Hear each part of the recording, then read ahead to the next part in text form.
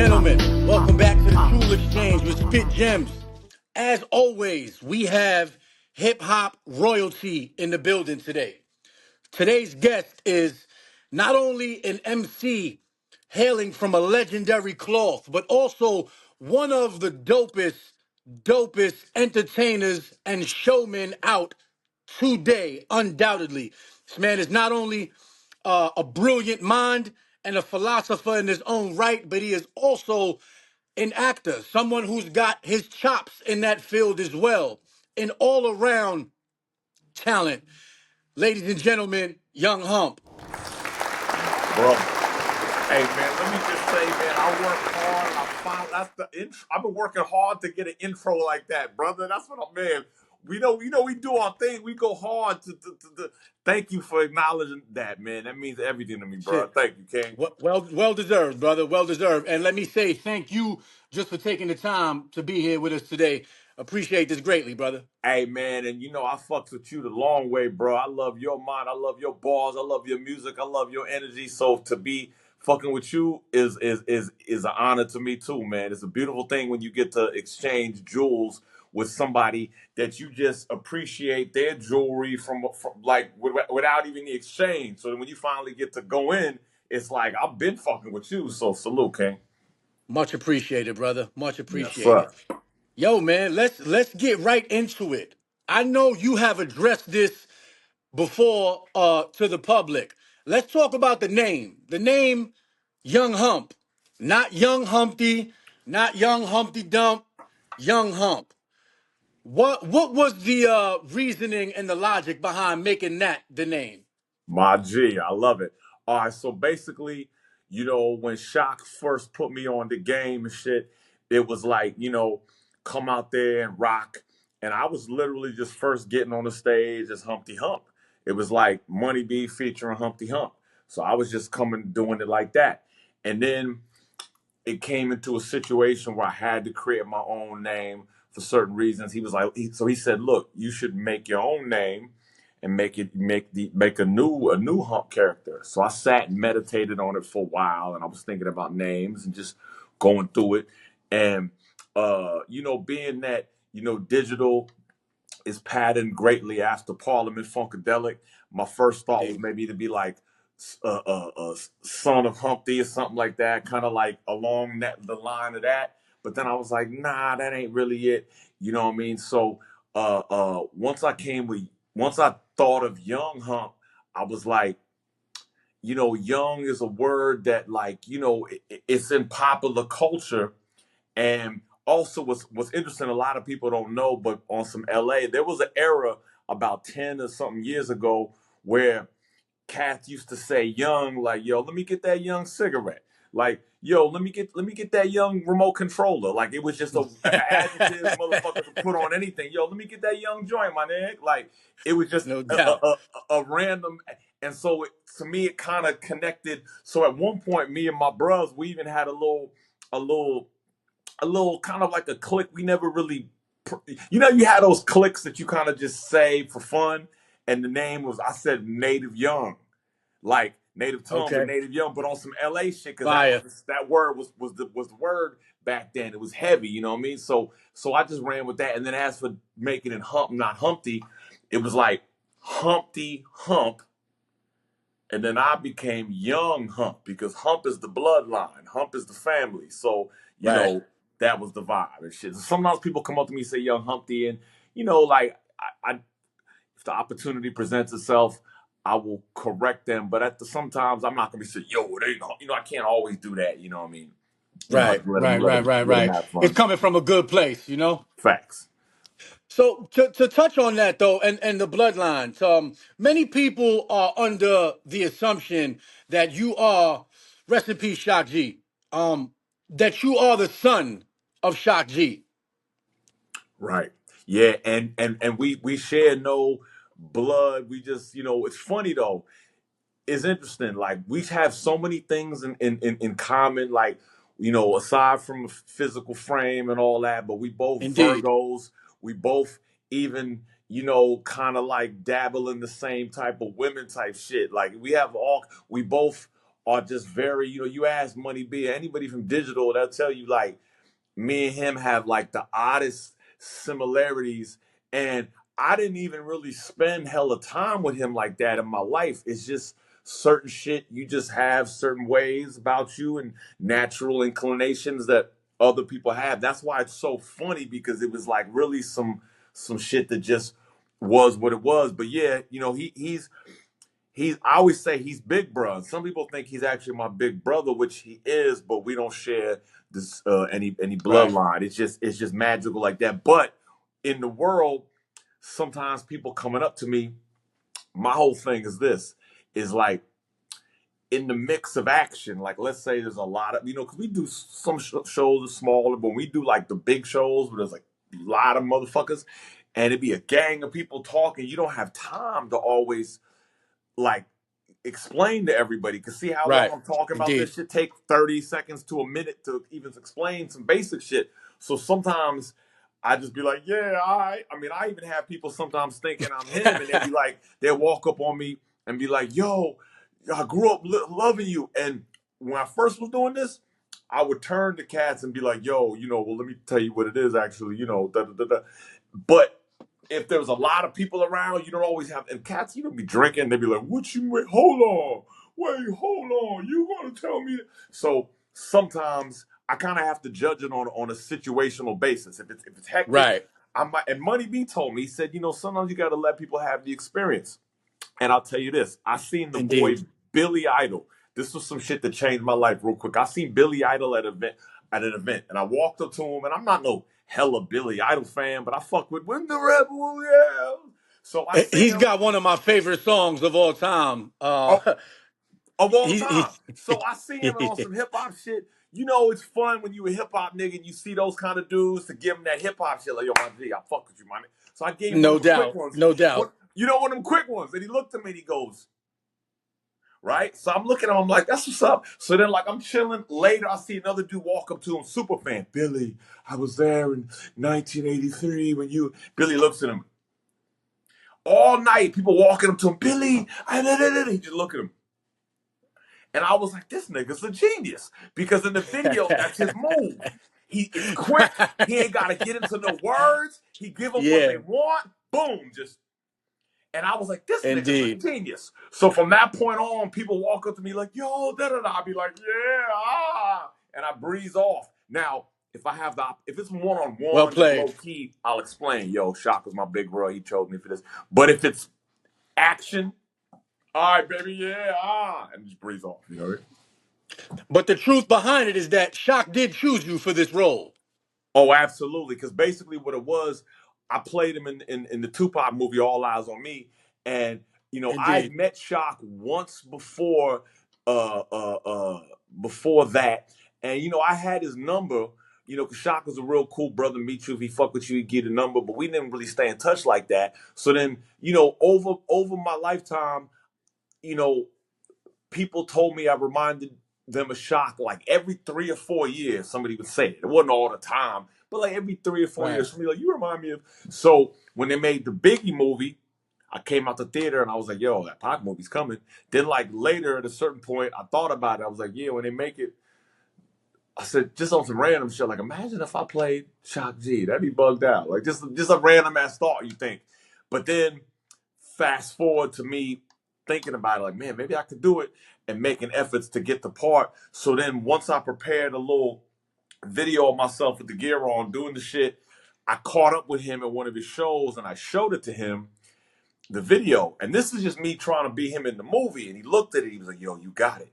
So boom, maybe 3 or 4 months later, he calls me out the blue and he's like, yo, fam, would you be interested as performing as Humpty Hump? Because basically at that point, he was kind of taking a break. Digital was kind of in a, he was doing some solo shit. He was more focused on his piano work and such and such. But Indeed. he was like, yo, Money B, could benefit from a nigga that's really want to get on there and stage and do that Humpty shit right now. So he put me, but this is the funny thing. He tell Money B, right? Now, Shock is an infamous prankster. I mean, like, infamous. Like, he play ill, wild jokes on you and shit. Like, he was ill. So Mun thought it was a joke at first. So when he tells Mun, and then I don't end up meeting Money B for like 3 years. So when Shock presents the shit to me, it's like I'm Mm. with it. 3 years later, at a Tupac Grammy Museum event, uh, I pull up and I see Money B and I meet Money B and I tell him who I is. He's like, "Oh yeah, I heard of you." And he's looking at me like, "Oh, who's this guy?" Like thinking it might have been a joke. Long story short, we ended up getting together, working it out, and click like that. We've been rocking ever since. It's going on 8 years right now. Amazing. Yeah, and Amazing. what's Wow. Almost a decade. right, and what's so genius about it too was like, as Shock told me, he said, "Look, Hump." This is his exact words. He said, "Humpty Hump." No, he said, "I'm not Humpty Hump. You're not Humpty Hump. Humpty Hump is a character that I created, and you can be Humpty Hump just like I can be Humpty Hump." When he said that, it was like, "Poof." So, I don't know. My nose ain't always this shiny. You know what I mean? This is like you said, this is entertainment. You know what I mean? No So, doubt. so basically, that's kind of how it. And that freed me up, so I didn't have the weird like my stepping on his shoes. He was so gracious and so like he shared it. He was like, "Yo, there's some things you want to do to make it your own that you're not sure if I would do it that way. Do it what you feel." That's why you notice me, like I'm from a different generation as him. So I'm a little more on the like, I'm a little more hat to the side, less fur. You know what I mean? I got the fur, but I'm a little less with the fur. I'm not heavy with the fur. Right, right, right, You right. feel me? I'm more, you know what I mean? So I got the big twin grimy world hat on right now. You know what I mean? I'm Shout one out to Big Twin. That's the the homie. brother low. You know what I mean? So that type of stuff. So yeah. So it's amazing, and I strive to add my own uniqueness to it. Certain vocal tones that Humpty Hump never recorded with. Mm. He might have gotten to, but he never did. I tried to add those vocal tones and certain rhyme styles that are, you know what I mean. We trying to add on. We ain't trying to just. Yo, man, it's you've been killing it and you've certainly been bringing justice to the character and to that energy. And it shows. The proof is in the pudding, man. You and Money B on stage is it's a match made in heaven. You know what I'm saying? The, Thank the you, brother. synergy just off the chain, man. So shout out to both of y'all for that, man, and for bringing the world, for continuing this legacy of the character and bringing the world the joy of these songs and of this Right. energy. You know what I'm saying? Because that's what comes across big time. You know what I mean? And It's that's the shit, because that shit is so fun. And it's funny because it's like, see, this is the trip, right? And see, this is some jewel exchange shit right here, because you know what I mean. Like you the type of mind that can really process this the to the fullness. Not everybody can really process this, because you have to have. I know you've explored esoteric writings and different things that kind of the fullness of this statement to really be processed. This is some shit. And I told Shock this on the phone one time, and it was deep, because I remember when I told him this. When you tell somebody something and you're like, like you laying a heavy idea on them, and they're like, you can hear they process it, and they're like, I gotta sit and think about that. So I told him, I said, "Man, I'm a wild boy. What can I do, right?" But that's what I gotta be. But that's what I am. I said to him, I said, "Look, Shock, I figured out what it is." I said, because even though it's Young Hump, it's the same thing. Young Hump is the branding. If I was walking around here saying Humpty Hump, it would just be the way Humpty Hump's dressing in 2024. But it's really the same energy. I said, "Look, man," I said, "Humpty Hump is a spirit that you channeled and brought into hip hop in 1989. But I mm, believe with all of my heart that it's the spiritual, like, how can I put it? I don't want to say reincarnation, because that deals with the physical flesh, but like the channeling of a timeless, ancient, there you go. like jester energy that's been around for a long time." And it's deep because like we've all seen, most of us have seen shit like Game of Thrones. We've seen in those kind of worlds, a king in those times could be around for 2 weeks. Niggas poison his shit. Facts. Niggas chop his head. The coup d'etat come and they slice him down. But in those times, like those famous, guys that rode around on horses and went to the great Savalio, and he was come to town with his horses and set up the circus, and he's an entertainer, and Right. motherfuckers knew of him for years and years and years and years. Whereas it's like how many presidents did Michael Jackson span his lifetime as an entertainer, right?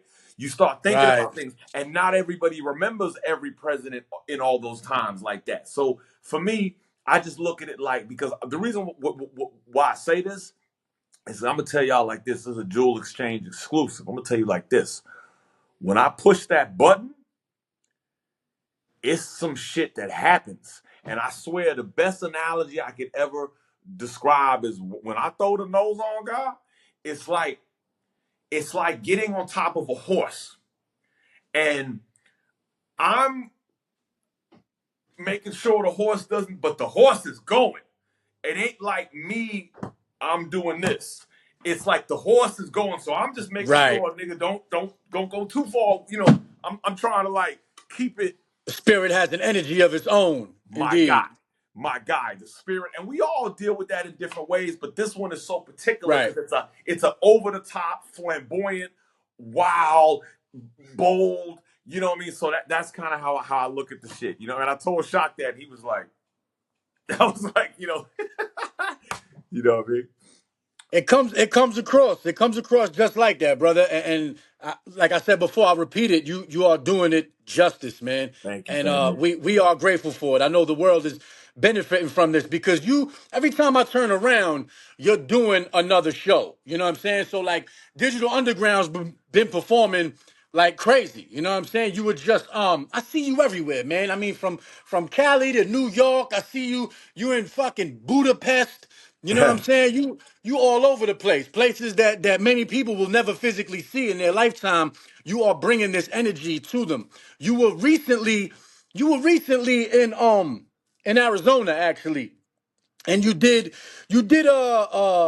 I don't know if this is a continuing tour leg, but you did shows with you had some old school artists, some freestyle artists, freestyle music, which is essentially like for Puerto Rican and Italian people on the East Coast, Yeah, this is like their gospel music. You know what I'm saying?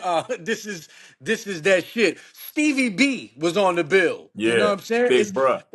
Is this music that you deal with in your personal time as well? Spring love and all that kind of stuff. Yeah, what's funny is yes, yes, like it's not yes and no, but I put it like this because I'm such a musicologist that like I don't like to the things that I really deal with. I'm such an aficionado of that the stuff that I'm not as knowledgeable of, I feel hesitant to claim it like I know, because if you started Indeed. asking me certain questions, I'd be like, well, but I always fuck with the music and a lot. I mean, like case in point, um, you know, like the Kendrick Lamar shit just dropped, and he got the song where they sampled Debbie Deb. That's the Right. homegirl. We did a show with her Right. last year. You know what I mean? We went on a tour with her a couple years ago. So, and I fuck with this. A lot of those old songs, truth be told, I'm such a hip hop jazz nigga that like I be over there so much that a lot of times I don't necessarily know. Like it'd be like I'm one of them niggas that be like, oh, I love rock and roll shit, but I don't know all the names of, like, you could play a Led Zeppelin song and I know it, but I don't know it's Led Zeppelin. And a person be like, you Right. don't know that's Led Zeppelin? I'm like, I can hum it, I can sing along with it, I just don't know that that's Steely Dan, or I don't know that that's, except for the certain songs. So with the freestyle shit, I'm like that. I fuck with that shit, and to more to your, Understood completely. yeah, and really to more to the point of the question is like, when we rock, I go out in the crowd afterwards and I be like dancing to that shit. Stevie B's my guy. I fuck with him and his son Blue. That's my dude. So I fuck with them. I fuck with Deb. I fuck with all of them. My man Joey Restivo. Like I love it. I love it. I'm just not That's what's up. as knowledgeable of it as I would like to be. No doubt, no doubt. But it is illmatic, man, to see Digital Underground on the same bill as a Stevie B. You know what I'm saying? And It, that's it, and you that's you getting make you make a good point, because that's what's so interesting about our group and the body of music that we perform, because it's that fun party shit. We can do those shows, but we can also do a show with Ice Cube and Bone Thugs and Harmony. Yep. It's so ill. So I've done shit where I'll be like, man, we over here in the mix. We over here we doing some shit with Tag Team and CNC Music. Or over here we doing some shit with Treach and Tone Loc. It's so No ill. doubt. I Yo, love it. Digital Underground certainly has that unique flexibility, applicability to Right, multiple genres for sure, man. right, And the era, you know what I'm saying? It's just it expands from then to now. You know what I'm saying? Whereas right, you guys could do shows with the newer West Coast artists or the right. newer hip hop purists. You know what I'm saying? That's incredible, man, to see that in play, man. Indeed. Thank you, Few man. few Appreciate you for groups acknowledging throughout that. yeah, few groups throughout history have that ability. You know what I'm saying? To pull something That like that part. off. So yeah, hats off, man, to you and the whole crew for that, man. Yo, speaking on the movie briefly, now I know you've spoke about this at length. You know what I'm saying? But just give me some a little bit of what it was like to be able to manifest something like this, to actually, Woo. put this thought in your own mind. You know what I'm saying? You said you're watching the Biggie movie, knowing that the Tupac movie is coming. You know what I'm saying? And you have this thought. Everything begins with a thought, right? So you have this thought in your mind, this vision. Yo, what if I did this? You know what I'm saying? And then boom, it happens. What does that feel like? Man, my father once said to me after that, he said, whatever you were doing to make that happen, try to remember what you were doing in your life to pull that off, and try to recreate that pattern of action that you had, because it worked for you. And I'm like, man, like like you said, it started with a thought. And then the thought, you start to get intellectual about it. Like, all right, like, how am I going to pull this off? I'm not an actor. I don't have an agent. I don't know where the fuck anything is. It's just me sitting over here knowing I got ism and I feel like I can make it happen. How the fuck do I get there? So then you say, all right, damn, like, there's a Tupac movie. Let me get on my Google, and I'm Googling, I'm nothing coming up, nothing coming up. Then at a certain point, I find who's casting it, but they don't have. Well, first of all, like I said, I filmed myself. I made like a little thing of me doing it, just something to show somebody. But back to it, so I find out the place. They don't have the address online, because those casting agencies, they don't want the shit. They be doing readings. It could be fucking Matt Damon or Jamie Foxx could be up in the fucking spot, and they don't want anybody just knocking on the door. Yo, I'm an actor. Put me in the game. So a friend of mine who's not a computer hacker, but he has those skills, I hit Yeah, him. no I was like, doubt. you know what I mean? I was like, family, like, can you please find this address for me? He's like, give me a couple days. He finds the address. So boom, I find the address, and then I'm like, all right, I'm finna just go over there. So I remember I had a manila envelope. I like to use props, right? So I had the manila envelope, right? And I had a DVD that I made of myself in like doing the shit, right? So I put it in the manila envelope, and I'm looking at it and I'm thinking to myself, what if these motherfuckers don't have a working DVD player? Then I think to myself, I don't want to go too long with it, but it's a funny story, so I think you might appreciate it. Nah, So then let's I'm like, go. all right, what if they don't have a working DVD player? Plus, I'm dependent upon them to put it in the DVD player, press play, do all that shit. So then I'm like, all right, a DVD ain't enough. I put it on a flash drive, stick it in there. Then I'm like, once again, I'm depending upon them to take the flash drive out, put it in. They don't know me. So I'm like, okay, that ain't enough. So then I go to Sammy's Camera where they print pictures, and I get a nice glossy $14 thing of me, like my avatar on Young Hump, the pit page. I'm like that. So I say, when they open this shit up, they gotta see a nigga. Bing, this is what it is. So I Right. put all that shit together. I go to the spot. I get there. There's a sign in the now, like the way the place is located, because it's low key. You would never know what it is in the front, but you go around the side parking lot, like a back alley entrance. It doesn't even say the casting shit, da da da. But there's a sign that says, "We do not accept unsolicited materials." And I'm like, so a lot of people might have just turned around. Oh well, not Right. your boy. Not your boy. I knocked on the door. They let me in. I go in there, and this is so funny. I'm such a wild one. I dressed as like square and safe and like non-threatening as I possibly could. Like I remember when I wore this real bland checkered shirt, looking like just not even how I would ever dress, just to be Right. unassuming, not walking in there like, yo, I'm the. So, Yeah. anyways, managed to get my way in there, managed to make it happen. But here's where it gets interesting. I give them the shit. Then I had to stay on them because I didn't have anybody on my behalf. I had no manager, no agent, none of that shit. So I had to stay on them, blah, blah, blah, blah. It turns out that I submitted my package a month and a half before they even sent out the character breakdown to all the agencies for actors. Mm. But my shit was way the fuck early. So they had my shit Timing. over like 2 months before any actor submitted. Bunch of actors came in, auditioned for the part, did whatever. Shout out to my brother LT Hutton, legend. He's a real dude. He's a real hip hop dude. So he was like, they don't have that essence. So he was unhappy with all the people that auditioned for that part. And he said, is there anybody else you got left? Through the grace of God, somebody's like, yo, we actually had this that somebody dropped off like a couple months ago, pulls it out. He sees the shit. He's like, bring this nigga in.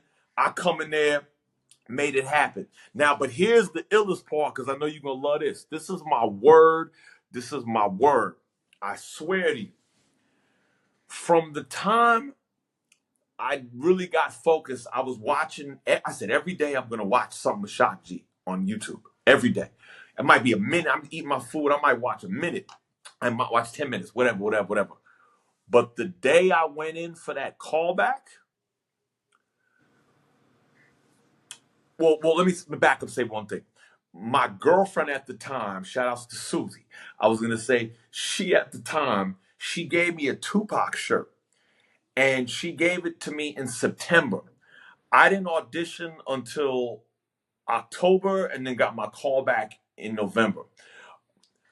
I took the shirt. I deal with a Killer Priest said I'm a ritual individual. I deal with certain I'm not but with certain situations I get into some yo, me putting this paper here is gonna be what it is. I'm gonna put this paper here every time I do this. So she gave me the shirt and I put it on my ironing board. Yo, Gems, I'm a wild boy. I laid it on my ironing board. I did not move it until I came back from filming the movie. Imagine if this is an ironing board, right? And I had a shirt and I laid it on the side.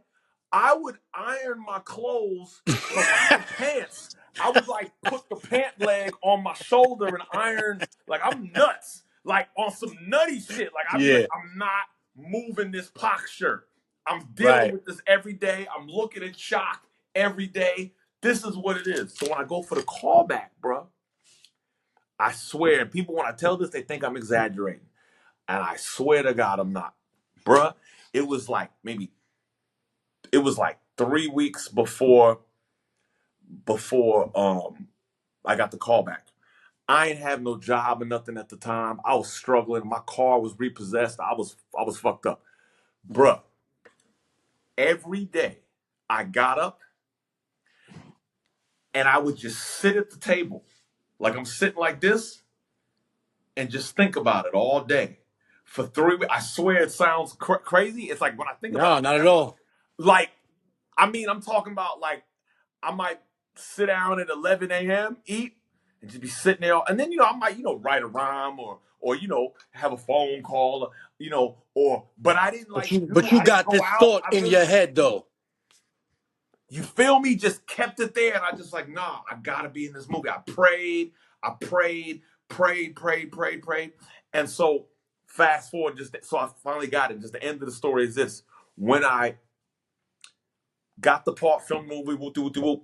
Afterwards, in one of the screenings of it, LT Hutton tells me, he's like, they didn't want to fuck with you, right? I'm like, what you mean? He's like, the casting world, it's a lot of favors. You know what I mean? They want to hand the role to their friend, client, who's a manager. But they want to hand shit out. He's like, but but none of them motherfuckers could touch what you did. And he said, I had to fight them for like 2 to 3 weeks to get you.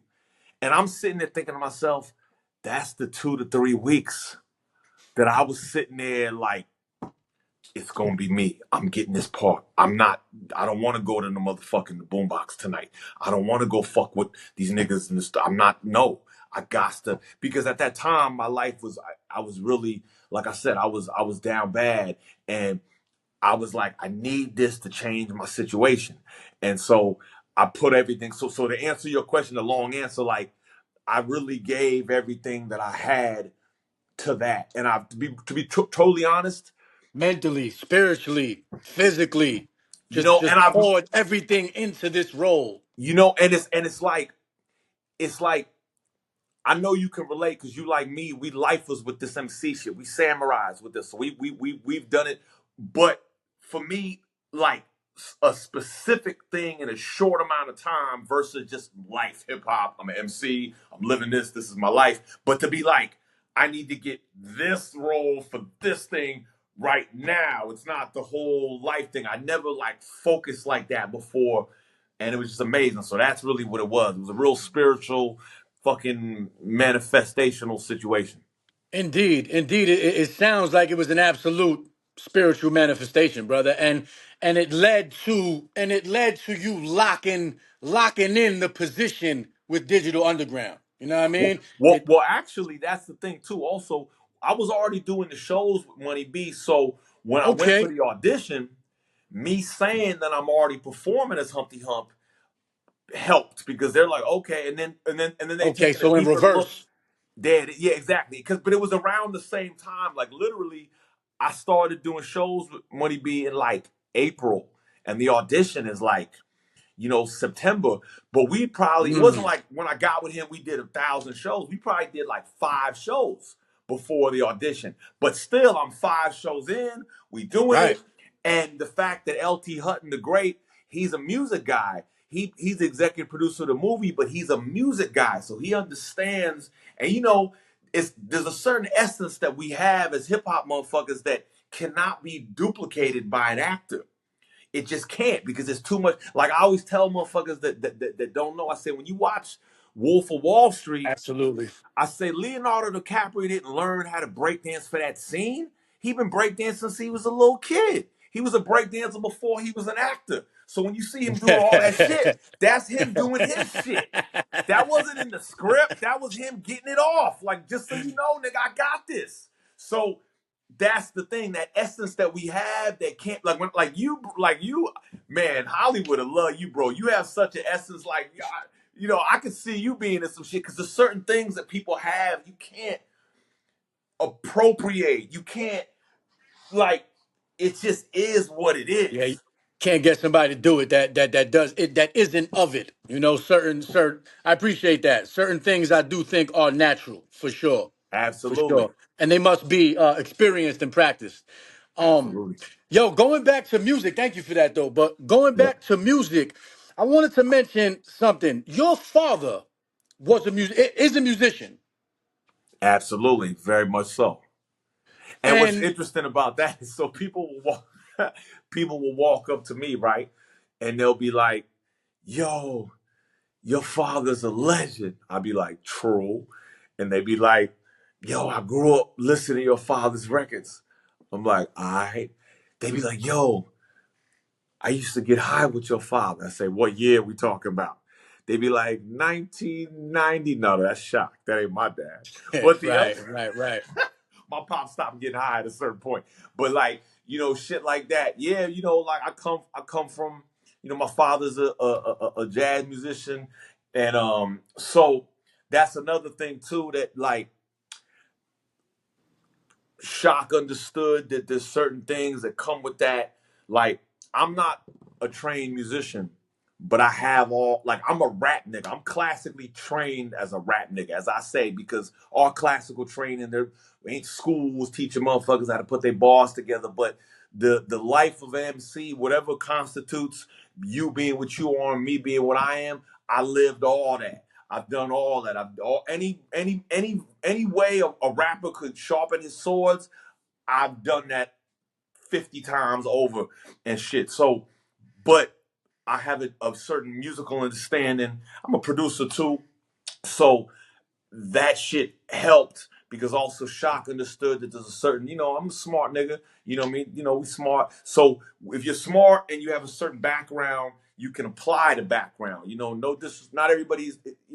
I don't mean to say When it the like when that, the but knowledge when the knowledge becomes wisdom, it, through application. Indeed. absolutely. And it's amazing too because there's certain things that you could experience that like you have to be able to use it. Like one person could be sitting next to somebody who has all the shit in the world, but if their mind isn't the right kind of mind to take what they learn and apply it and learn how to use it, I happen to have that kind of mind. So yeah, but it's a blessing. It's a blessing upon blessings in so many ways, and yeah, and that's what's crazy too because Digital Underground. See, this is what a lot of people don't understand about Shock. Shock is a pianist first. Rapping came later. Shock was born in 1963. So he was already a young piano nigga on his music shit, P-Funk, piano, thinking about that when rap came along, so to speak. And then Emerging. like when he started fucking with it, it was like almost kind of like the way with us, we was rapping. Then later we got into making beats. He was piano, and then later got into rapping and making beats. That's why a lot of Wow. his shit is. So there's an interesting meaning. Whereas me, I'm a spitter first. He's a pianist first. I'm a spitter first. But I have a musical understanding via my father that I can understand things that not every rapper can understand. Things with arrangement, things with certain Right. things. You know what I mean? Right. I remember we were having in one of our personal exchanges, maybe through text or through Instagram. Um, I went record shopping, and you mentioned to me, um, I believe it was this record here. Yeah. This is the Diodato. You mentioned to me that your pops may have played some instrumentation on this record right here. And Yo, at the time, I wasn't aware that Shock wasn't your actual father. So, but this is what's so ill about it is that when you said it, I didn't even second question it at all because I'm like, yeah, an instrumentation type person. You know what I'm saying? He comes from playing actual music. You know what I'm saying? But coming to find out, yo, this is his actual father that he's talking about that was a part of this scene and adding his elements onto these albums. You know what I mean? It's incredible, man. I mean, to have that kind of inspiration as a young man, to be surrounded by all of this, you know what I'm saying? And to not end up being the person enthralled in music as you are now would be insane. You know what I'm saying? So what a beautiful full circle, man. Indeed. yeah, it's it's an interesting thing too. Like what's funny though is I remember having a conversation with somebody and I was like, most, you know, actors, musicians, have kids or whatever, right? And, you know, there are a lot of them that fuck with it, a lot of them don't for various reasons. Some people dabble with it, some people lock in and then actually achieve something. Some people lock in and achieve something and they might like achieve success, but the real heads ain't really respecting it like that. And then there's certain people that lock in, maybe achieve something and actually get respect. Like it's interesting with me, my father's a bass player. A lot of people be like, "You don't play bass?" And I'd be like, when I'm on my bullshit, if I'm on my bullshit, I'd be like, "No, because I'm smart."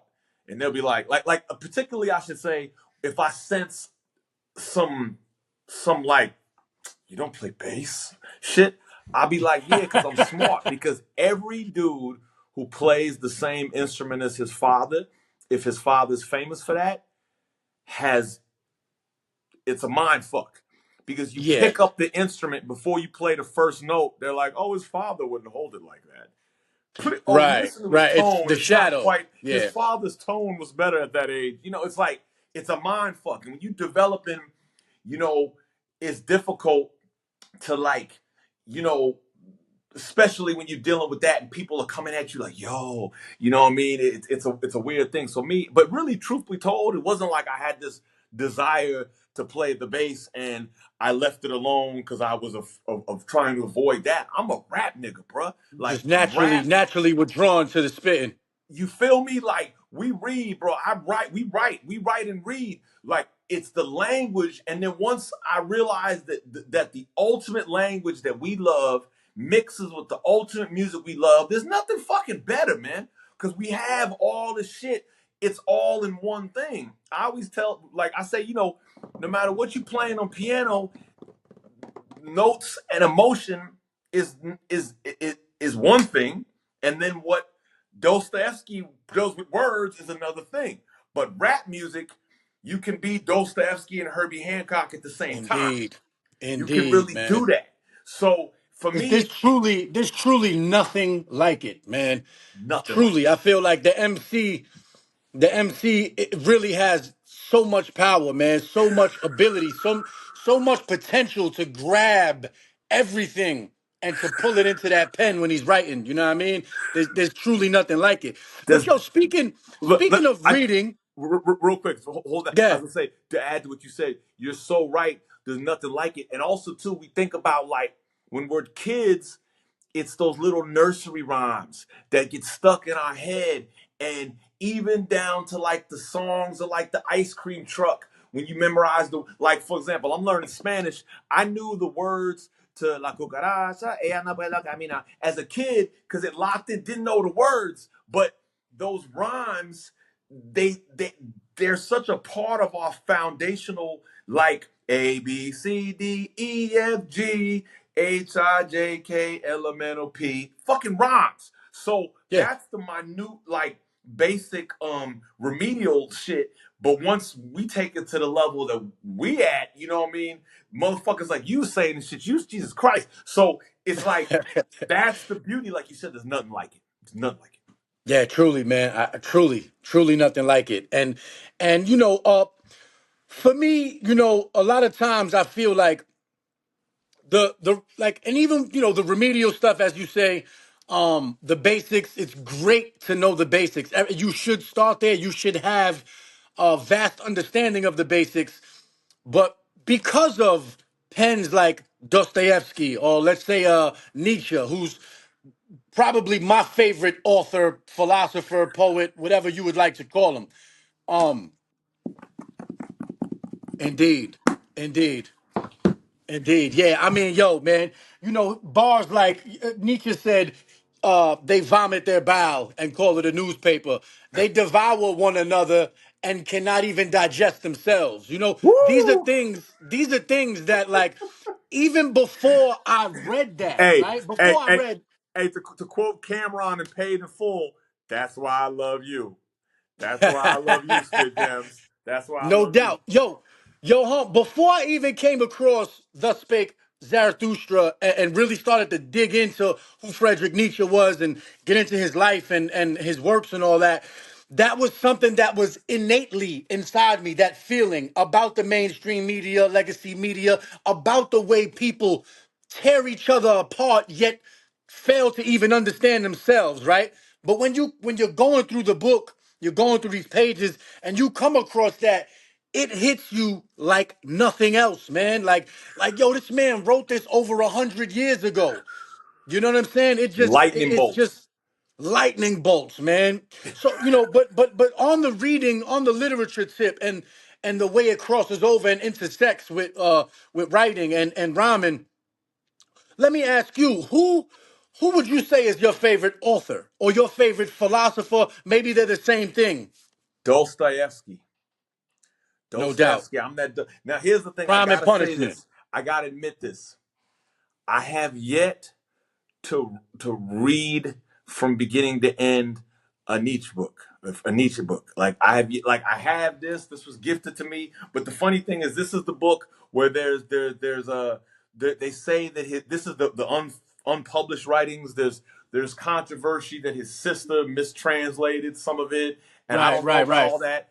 And I haven't, you know, you told me I'd heard about Thus Spoke Zarutra, and I've been meaning to cop it. I just still haven't copped it yet because I had some other things like on the queue that I was reading. But Nietzsche's a guy that I'm like more. It's like you hearing the songs from an artist that are like the amazing songs, but I haven't gone on the album yet. Whereas Dostoevsky, I've done Notes from Underground once, and I'm reading it a second time now. I did White Nights. I still haven't tackled the big boy Crime and Punishment, but I'm going there. It's coming. But yeah, I mean Dostoevsky is my favorite. I fucks with I mean, shit, man.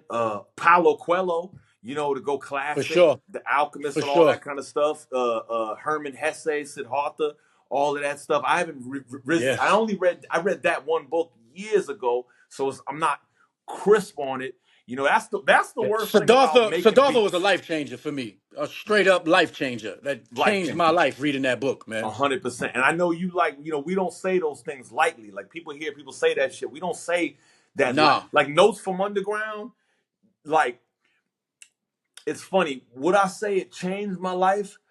This is what I would say. I would say Notes from Underground was like the most profound moment in my life where I felt like somebody finally fucking put their finger on some shit. The line that really just to me was like, thank you, was when he said it never Mm. ceases to amaze him how unimpressed people are by the most impressive things. Wow. And I would just be like, man, so many times in life, you trying to put somebody up on the flyest fucking shit that's just the deepest, and they're just like, yes, what's up? So, and you're like, you don't, ah. And it's Indeed. crazy because we need to know that there are other people that have seen these things, but also we need to hear it because it's like sometimes we have all this shit just in our own fucking head. And it's like until somebody else says it, you just it's like thank you, so I don't have to keep saying it to myself. It's nice to hear it another way, like other words, the same general concept, but anyway, so yeah, that's my dude. Of course I fucks with um um um um just on the tip of my tongue, I mean, Marcus Aurelius, what I mean, Absolutely. The what I meditations mean. are absolutely incredible. Yeah, and then you said philosophers. I fucks with Jordan Peterson, crazy ass. He in the past couple years has gotten a little bit out of pocket. You know what I Yeah, he's mean? He's got a little out of pocket, but I fucks with. I He fucks with like him he like too. a rapper. I've read all his books and I own them, and he has some incredible literature, man. And I do think that his I think social media gets to everybody one way or another and begins to delude people at times Yeah, and maybe can steer them wrong, and yeah, turn a lifetime of incredible work, one thing on social media, a person, what I'm saying, just be like they turned off now, what I'm saying, and now, yeah. it doesn't undo what a person has done, whether they be an author, philosopher. It does not undo what they've done, but Hundred in the percent. perception, in the court of public opinion, oftentimes a lot of incredible things are swept under the rug because sometimes they say some silly Tarnishes. shit. A lot of Yeah, and we tarnishes. all do. We all have those moments. You know what I'm saying? That So that that's a cold fact. And I know he was dealing with a lot of medication with some of his health issues. So shit chronic like that. But illness, I always sure. equate it to it's like an artist that like because I'm really I keep going back to his 2016 to 2019. That era is like like a rapper that has those 3 albums that you fuck with that shit. Like me, I'm the type of Right, motherfucker I right. will really listen to the same albums, watch the same movies, because I'm big on studying and reviewing masterpieces. I was raised that you get more when something is a masterwork, you're gonna get more from constantly reviewing and absorbing and studying a masterwork than you are just checking everything that comes out new. Because obviously you have to pay attention I and agree, listen to the news, 100%. whatever. But the more you like, when I watch Goodfellas, it's like I made it, bro. I've seen Goodfellas 17,000 times. I know what songs drop. I know the camera angles. I can go like this when Ray Liotta's narration comes in, and I can tell you who edited Thelma Shoemaker, the great that edited it, the work. Like when you watch that, listening to Only Built for Cuban Links. I can tell you Wow. there's a clip on one of the punches because Raekwon is punched in, and you can hear it if you listen on the left 100%. ear. Like The it's like you're details. inside of it. Uh-huh. And I'm that's right how there I with look at you shit. You know on what I mean? both of those works as well. I feel the same exact way about Goodfellas and Cuban Links. I am right there with you, brother, where I have absorbed, just been absolutely marinating in those pieces of work since Right. they came about. You know what I mean? Yep. But to go back to Dostoevsky real quick and Please. studying masterpieces, you know what I mean? Crime and Punishment, and I know you mentioned you haven't gotten to it yet, but I know you will. I had to read that the first time I read that book, I was lost in the sauce, man. I mean, I was not ready for that level Mm. of verbiage. You know what I'm saying? I wasn't ready for that level of expression.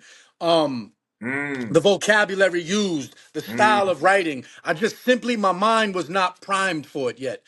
It was something I had to read once, and then I went back even a second time, and I think I got halfway through it, and I kind of gave up. But reading reading Nietzsche's work is what really, when I went back and really dug into Crime and Punishment, it was more digestible for me. It was more easily digestible. Um, Right. and and I really, it stuck that time. You know what I'm saying? So uh I feel the same way about music. There's albums. This is what makes albums so incredible to me.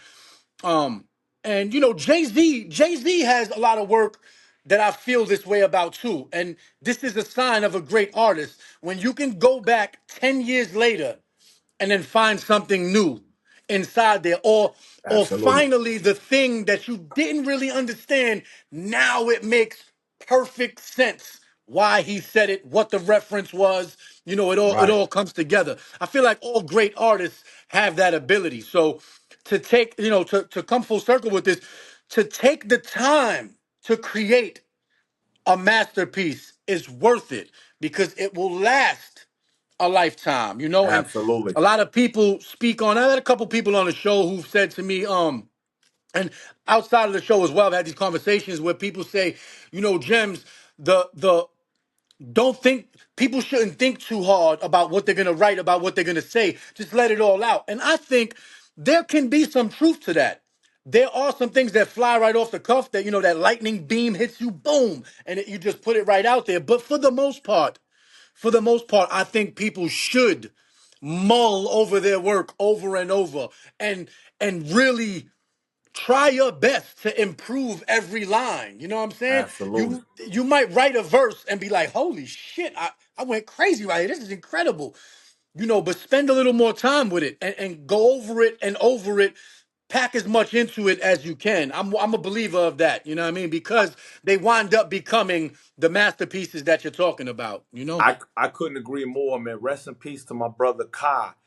Kai, there's a great clip of Rest him in peace, saying Kyle. he's like, man, really take time writing these rhymes, B. Like, and you hear it. You don't write shit like that in 5 seconds. It takes time to really, and they say write, and then edit. A lot of times, I know we've all been through the phase where you write a rhyme and you have like maybe 4 or 5 bars come real quick, and you're like, but then you might be like, well, what if I said this word here, and then and then you fuck around and forget that fourth and that fifth line, like fuck. So Yeah. as we get, as we've obviously get better at our craft, we know how to like get it off a certain way so we don't lose that. But you're right. Like for me, though, this is how I look at it. I feel like that is the taking the time to make something at the highest level you can make it is like the higher self, right? It's like the ultimate most admirable, honorable way. But I have this thing I say also where I say sometimes I just want to get on the track and say hi, right? So for me, it's almost like I got two modes. I got like my super maniacal Virgo perfectionist like songs that I've been like I got songs that I've been working on. Uh uh uh the, the one of the song I'm getting you on, that shit is like for a project that I've been working on since 2019. I have put out multiple projects since then, but this particular project is like me in my ultimate perfection chisel mode. Since then, I've done songs where I'm just kind of more loose and getting busy, and it's fun Right. sometimes because it's like you don't always want to cook yourself the most elaborate meal. Sometimes you just hook up a Indeed. hamburger real quick and just get Indeed. busy. Peanut butter and jelly sandwich, real quick. You feel me? So, and I feel like, to I be like the way honest, you put it though. You said sometimes I just want to get on the track and say hi. That was excellently said, man. thank you. Because it's real shit. Sometimes it's just a quick vibe, and I feel too that is healthy because it allows a little bit of like release and just not every track. Also, this is my opinion too. Like because I'll say to myself, man, okay, let's just say, to use a random number, let's just say I have 10 albums. I'd be like, okay, if I had 3 albums instead of 10, the potency of those three would be greater. But if I truly love and value every song on those 7 other albums worth of material, should that not be able to be enjoyed by people? Not everything Indeed. necessarily has to be. I mean, the great filmmakers, the great authors, the great musicians. Prince has songs that are not that shit like that. You know what I mean? I've heard Dostoevsky has books that ain't like what we talking about. So Right. there's a certain level of this, like, this is what we do, and we have to be able to do it sometimes without it being judged. But swinging it back to the top, the masterworks have to be treated as such. And when Indeed. you got something that's really, what I mean, you really got to give it that extra thing and not compromise if it takes another year to get this or to get that right. I got this one song. It took me, I swear to you, it's taken me 4 years to get the delivery right on this verse because it's a fast beat, and I always envision myself spitting it with like a lot of like, yeah, like kind of energy, but it's fast. So it's like to spit fast with the and have the like performance, but You it's gotta fast. go into all the intricacies of the transitions yeah, you gotta really pour into it. You know what I mean? So yeah, No so that's doubt. the thing, and it's a beautiful thing, and those of us too. You know what's crazy is something that Jay Dilla said that's beautiful, man. And this applies. I'm sure it's been said by other people in different times, in different genres or different fields outside of music. Dilla said when he first heard Madlib, he felt like Madlib was talking to him through the music because he was doing little things that only Dilla felt like he knew what he was doing. And it's funny because when you hear it at first, you could take it and be like, it's kind of arrogant. But then when you actually, because that was 20 fucking years ago, he said that shit. But when you look at what he's saying, it's like, if you don't, I'll give you a perfect example. Madlib has a song on the Quasimodo album called MHBs, right? He samples the Kool in the Gang, Happy Little Children. The same sample that AZ used for Ho Happy Jackie. Remember on his album Ho Happy Jackie? Indeed. I know, wait a minute, it's the same sample, and Ho Happy Jackie is about gold digging bitches, Right. and MHB stands for money hungry bitches. So he Right. used the same loop and said, you know what? I'm gonna continue the theme of the song and rap about these kind of No doubt. bitches. No Now doubt. you have to know this and be able to and observe this. And I didn't catch it for years. I was on the AZ when it came out. I was on the Quasimodo when it came out, but I didn't catch it till later. Like, wait a minute, that nigga fucking genius. So it's Yeah. like it's those kind of things. You have to be learned. You have to be initiated, King. You know what I If mean? you, indeed, if you know, another one just to touch on, man, because I love those these nuances, man, and these little intricate caveats. You know, like if you look at the message, you know, you look at hip hop classic, the message, right, and then you look at, you know, Ice Cube used it. Check yourself before you wreck yourself. Use the same sample, Right. right, and if you listen to the verses, the way they're sectioned off and the way they're broken down, the content of the verses and what's being spoken about, Mm. it's right there in pocket. You're You know what I'm right saying? because It's like Cube went and revisited, that's you know right. what I'm saying, the message. It's incredible. This hit me not too long ago. I was driving and I'm listening to check yourself before you wreck yourself, and I'm like, holy shit. Yo, Cube had to do this on purpose, man. You know what I'm saying? Right. This had to be a conscious effort. You know what I mean? That's Yeah. ill. That's Next you time, fucked me up go because I go keep back and listen to those, man, and tell yeah me you tell me well, all of the similarities you find. It's incredible, man. yeah, it's funny you said that because my first thought was when he even talk about like the line about car stereos getting stolen. That's right out of the message. Like it's right because you're right because he could have got on it and just did like a whole like I'm Cube, I'm smacking nigga, whatever. But he did the whole. He kept the. You're right. You're right. I never thought about that. It's a message, you know. Right. All in all, it's the message, but he sections them off. You know, you don't want to go to jail because this might happen to you. It's a direct continuation from the message. You know what I'm saying? Like Right. That there you go. the yeah. Wow. When it Yeah, all that's came to me, I crazy. say, yo, wow, Cube is so ill, man. Cube is really dope, man, in a million ways. Yo, Hump, we're at about an hour now, man.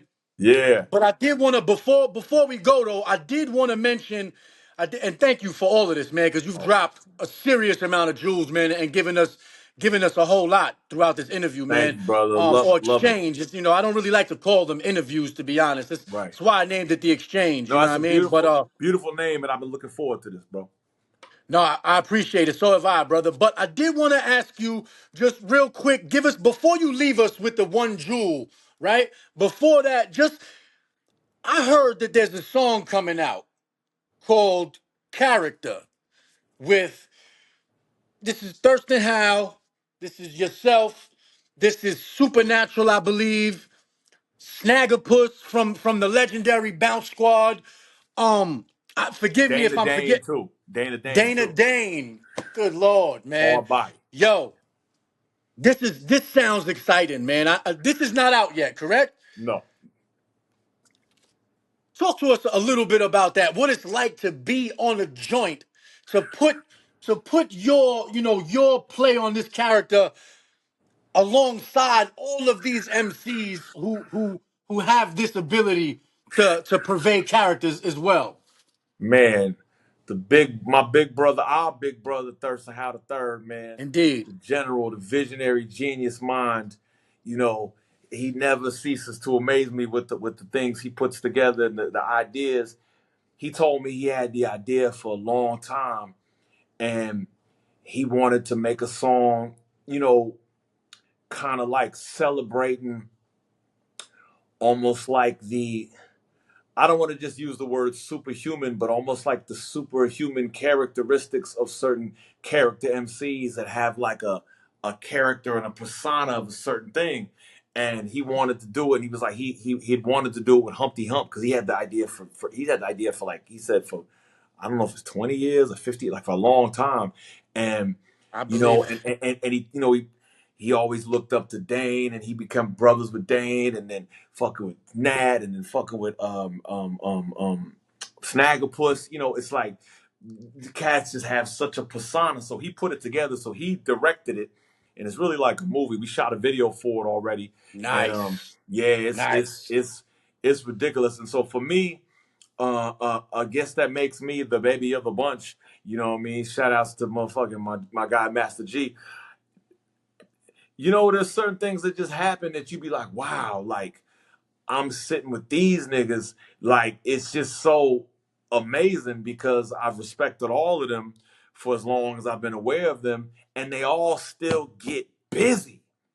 that's the other shit No too. doubt. It's like it ain't no handout slots to no motherfuckers because of who they once Yeah, you was. you gotta keep up. You gotta stay on your shit, my guy. So that's the Indeed. beautiful shit. They all got busy and they all did them.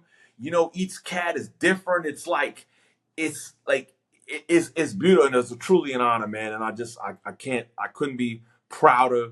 You know what I mean? To be a part of it, and it's just such an honor. And then to get to meet I mean, like I met Snag on the video set. You know what I mean? So it's like shit like that. And what's classic too, fun fact, a lot of people don't notice, because I am that Wu-Tang nigga. Like Master Killer met Meth and Ray, and he met everybody except for Jizza, RZA, and Dirty all together now. He met all the rest of them at the video shoot for Mystery of Chess Boxing. Like, No doubt. that type of shit. So, anyways, I Crazy. just get a kick out of shit like that. But yeah, so it's No just an doubt. honor, man. It's really an No honor, man. doubt. Shout out Master Killer, man. East New Yeah, York in the building for man. sure, The man. God, Jamel Arif, High Chief, one of my No favorites. doubt. No doubt. Yo, thank you for that. Thank you for that, Hump. I appreciate that. Looking forward to that joint coming out. Looking forward to that video indeed, man. I know that's going to be heavy. Yeah. Before we get up out of here, man, leave the people with one nugget of wisdom, man. One jewel that you've attained through your travels. Mm.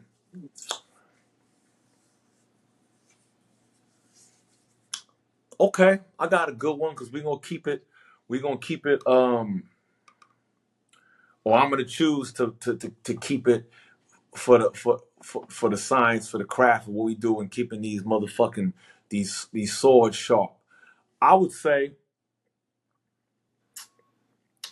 that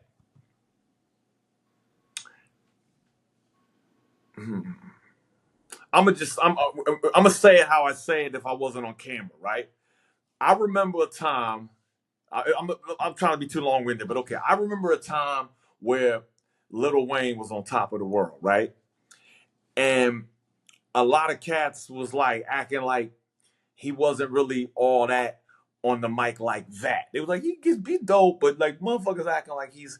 And I was looking at it and I was like, well, you know, Wayne ain't no motherfucking Pharoah Monch. Wayne ain't no motherfucking Sean P. Wayne ain't no mother, et cetera, et cetera, et cetera. But Wayne was in a zone. He was in a zone that was undeniable, and he could just, I get off the mic and I tell niggas my shit. Like, he was just in a place, whatever was going on in his life. But I tell you, basically, he was feeling it, is what I'm getting at. And I Mm, went this way because I wanted I wanted to use an example that people could understand. Because, you know, yes, I consider Lil Wayne one of the greats. Yes. But if you ask me who's the nicest niggas on the mic, he's not even in my top 25, right? no He's doubt. one of the greats, but there's a lot of No greats, man. doubt. It's a lot of fucking greats. For anybody out there Indeed. that doesn't understand what I'm saying, there's a lot of greats, man. But he had an era where he was outperforming motherfuckers by how much he was in his zone. And so what I've learned, and I will tell you this too, I'm gonna keep it a buck. That's why I always say that the All Eyes on Me movie really helped me. I was really down bad at that time. Like I mentioned earlier, I had my whip repossessed. I was fucked up. I was, you know, I was at the house with moms. I was going through it. I wasn't feeling like that nigga. And I was rhyming, but the shit wasn't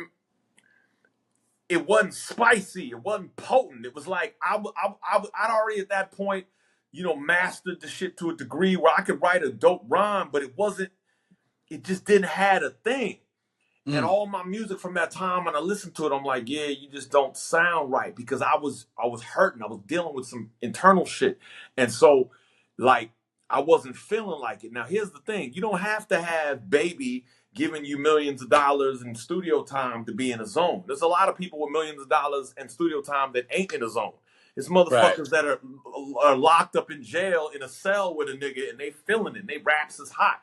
The point I'm making is, and this, it transcends rap, but just as an artist, you gotta be in a zone, whatever puts you where you need to be, so you feeling yourself and you're feeling like you that motherfucker. And it pertains to the stage. And I appreciate you, you know what I mean? Because I work hard to do it like I do it on the stage. And one of the key things I learned is when I first got on stage, I was shook daddy back in the day, man. And it took me a second to figure out what it was, and I realized you gotta feel your shit. And shouts to Mm. T3 from Slum Village. He got a line in the song where he be like, niggas get on the stage and can't feel their own shit. And that line hit me like a lightning bolt. Like, niggas get on the stage and can't feel their own shit. Woo. Like, gospel. That is That's like that is certainly a jewel right there, a man. jewel, bruh. You feel me? So it's like you watch people on stage, they look like they struggling with their own song. Yeah. It's like this They supposed to be don't your. like it. That's what I'm like. They don't like it. Like this supposed to be your shit, bruh.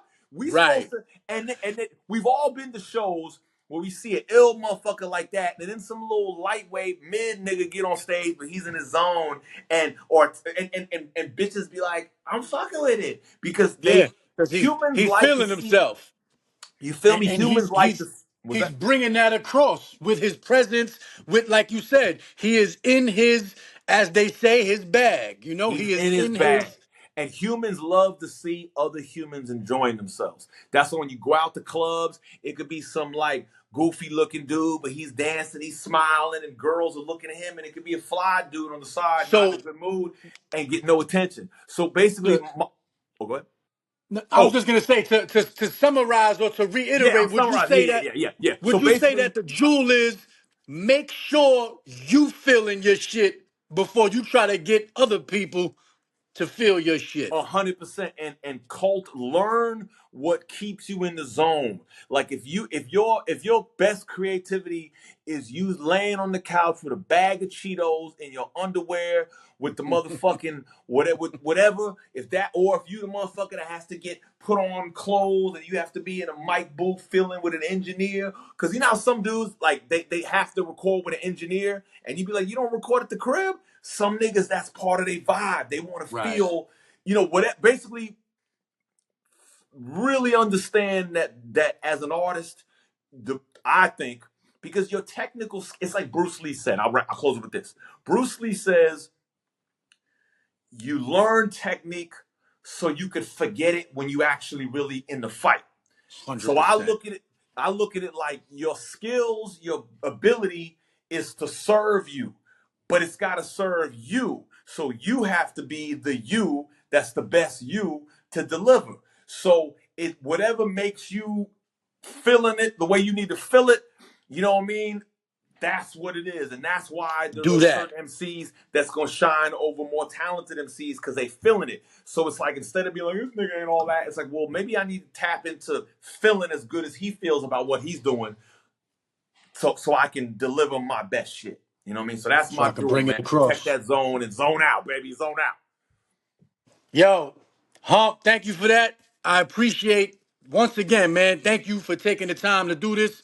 Yes, sir. It's been an honor and a pleasure, brother. And as new music comes out and as you continue to grow and develop, possibly when we wrap up the joint we got in the works, we'll revisit this. We'll come back and we'll Absolutely, chop it up brother. again. You know what I'm saying? Absolutely, be my pleasure, man. I love exchanging jewels with you. I'm a big fan. I'm gonna tell you something. I'm gonna give you some. I don't know if I told you this, but yo, you the reason why I'm on Patreon. Jordan Peterson couldn't get me on Patreon. And that all these other niggas never got me on Patreon, but I'm fucking with I the appreciate that, motherfucking brother. jewelry exchange. I appreciate that greatly, man. Thank you. Thank you My for that, brother. man. Yo, Much we will love. speak soon, my brother. Absolutely, man. 2 L's. Salute. Yep. 2 L's.